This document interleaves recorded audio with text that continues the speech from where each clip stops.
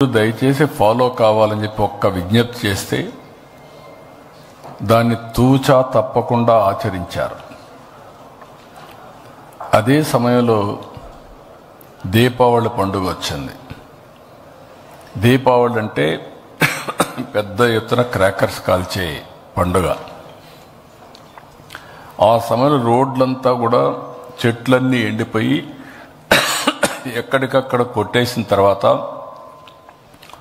Fire accident అవుతుంది.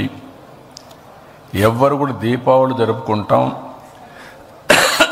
Crackers మాత్రం ఉపయోగించొద్దని ఒక్క మాట చెప్పాను. ఒక్క క్రాకర్ కూడా ఉపయోగించలేదంటే అది ఇక్కడుండే క్రమశిక్షణ, సామాజిక బాధ్యత.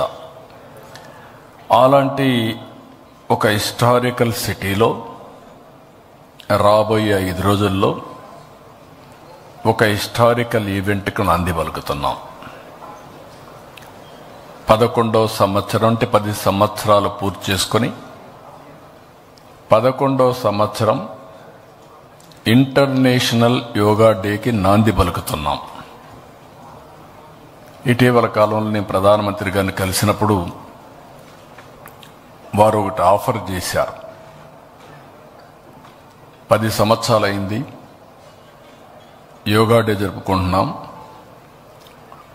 విశాఖపట్నం అనువైన ప్రదేశం, అక్కడ మీరు చేయగలుగుతారంటే హ్యాపీగా చేస్తామని చెప్పి నేను ఆమోదించాను. ఎందుకంటే మొట్టమొదటిసారిగా ప్రధానమంత్రి గారు యోగాని గుర్తించడమే కాకుండా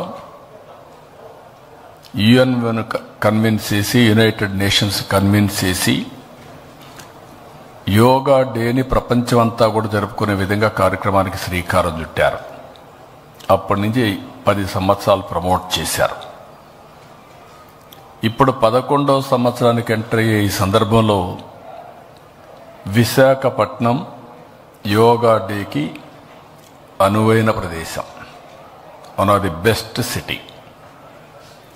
ఒక పక్క ఆర్కే బీచ్ నుంచి భోగాపురం వరకు ఇండియాలోనే ఇలాంటి ప్లేస్ ఎక్కడా ఉండదు. అలాంటి సుందర